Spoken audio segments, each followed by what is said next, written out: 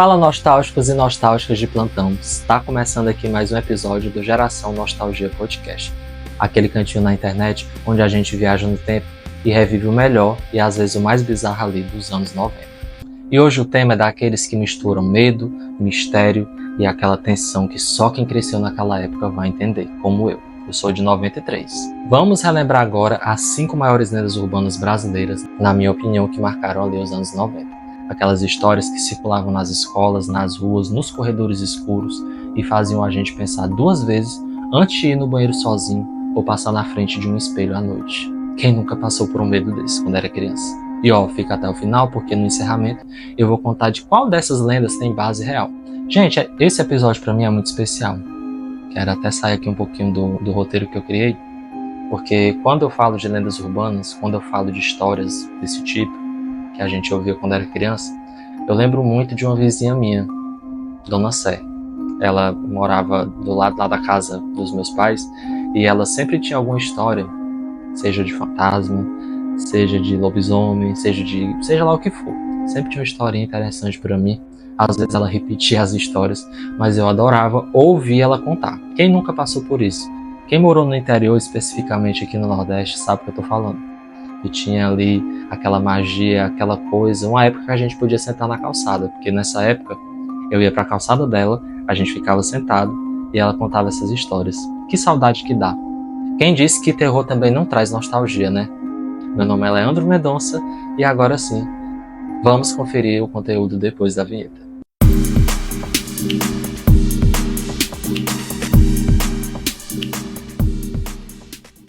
A loira do banheiro. Quem nunca ouviu essa história ali no recreio da escola?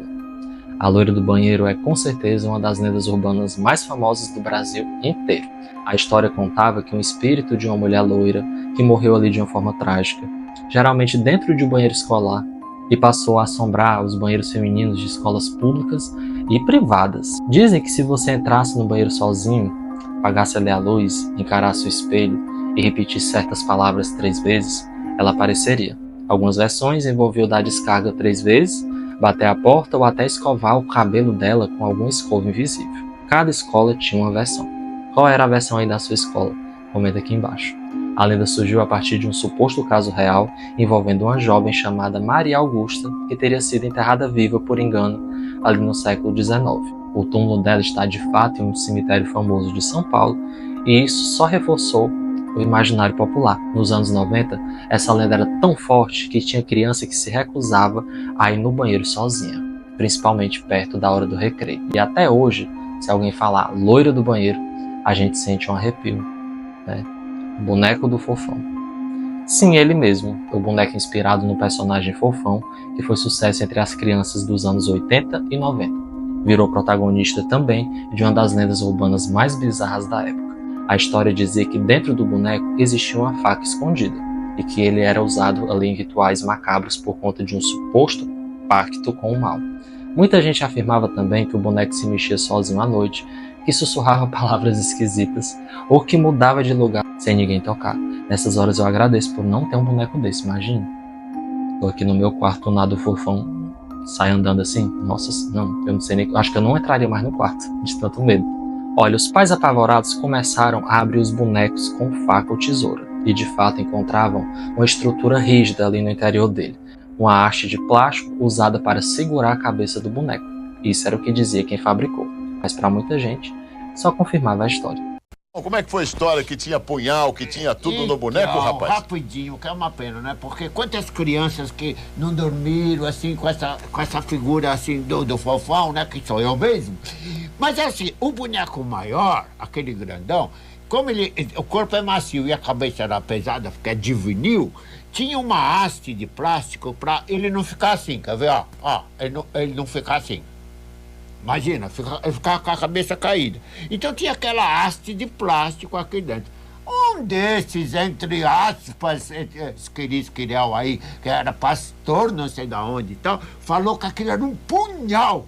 Pessoal, que maldade!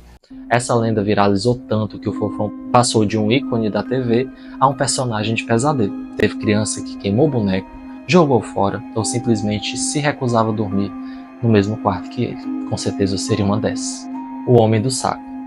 Olha, se existe um mascote oficial das ameaças parentais ali dos anos 90, seria ele, o temido Homem do Saco.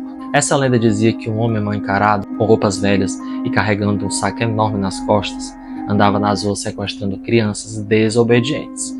Era tipo o bicho-papão, ali na versão brasileira, e tinha um detalhe: o saco dele era para levar embora quem não comia tudo no prato ou fazia birra no mercado. Qualquer motivo ali que você fizesse raiva, sua mãe dizia que ia chamar o homem do saco, no instante você se aquietava. Era ali a solução. Olha, essa lenda, ela existe ali desde antes dos anos 90, não é especificamente dessa década, mas foi nela que ela virou uma ferramenta de educação radical, para não chamar outro nome, em praticamente toda a casa brasileira. E apesar de parecer absurda, era tão difundida que se você visse um catador de recicláveis ou alguém com um saco nas costas passando na rua, automaticamente pensava: é ele, quem nunca fez isso? Se passasse um senhor, que é muito comum, né, na cidade, você vê um senhor passando com um saco nas costas, ali já era suficiente para você criar aquele medo, e dava mesmo. A história também refletia um pouco da realidade social da época, com o medo da violência urbana crescendo e a proteção das crianças sendo levada ao extremo, mesmo que de um jeito bem assustador. Pode parecer bobo, viu, mas isso causou muito medo. E até hoje algumas mães ainda usam isso. Muita gente diz, né, que foi uma forma criada para poder educar as crianças, dar um sossego ali para as mães que os meninos estavam enchendo o saco, falavam o nome do saco, se comportavam. Foi muito usada de forma pedagógica, mas muita gente também sofreu nessa época. Até com pesadelos e coisas estranhas que pensava que realmente poderia acontecer do homem do saco chegar. Quem nunca? A Kombi branca. Essa era clássica. Dizia-se que uma Kombi branca rondava bairros periféricos, especialmente perto de escolas, para sequestrar crianças. Olha, o motivo variava. Alguns diziam que era para tráfico de órgãos, outro para rituais bizarros, ou ainda para adoção ilegal. O que todas as versões tinham em comum era um medo puro e simples de entrar em qualquer veículo que fosse branco e desconhecido. O boato ganhou tanta força que muitas escolas passaram a orientar alunos a nunca aceitar caronas de estranhos, e que se uma Kombi branca parasse perto, era para correr sem olhar para trás. Olha, apesar de nunca terem sido confirmados casos reais diretamente ligados a essas histórias, a paranoia foi real. Alguns programas policiais exploraram o assunto e o mito da Kombi branca virou pauta em praticamente todas as rodas escolares ali dos anos 90, seja das crianças ou os pais. E se você cresceu nessa época, com certeza já teve aquele amigo que dizia: meu tio viu a Kombi branca perto da escola na semana passada. Quem nunca? Quando eu lembro que foi uma coisa tão real que na época foi parar na TV, eu lembro da minha mãe comentando, meu pai comentando, do medo das pessoas. E olha que eu morava no interior, era dificilmente uma Kombi passar lá, mas existiu-se realmente esse medo real criado por conta da força do boato. O chupa-cabra. Esse daqui eu fiz questão de deixar por último na lista. O chupa-cabra com certeza foi um grande fenômeno ali nos anos 90.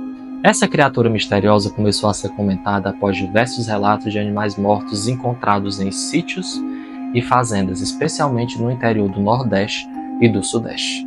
O detalhe mais chocante? Os animais tinham sangue completamente drenados e muitas marcas de perfuração, como se tivessem sido sugados ali por algo que não fosse humano.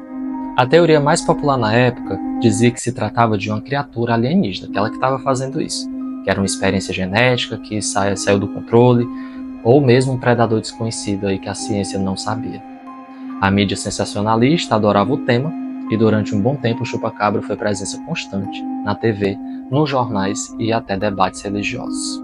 Quem não lembra de ligar a TV no domingo e o Google tá fazendo um sensacionalismo em torno desse assunto?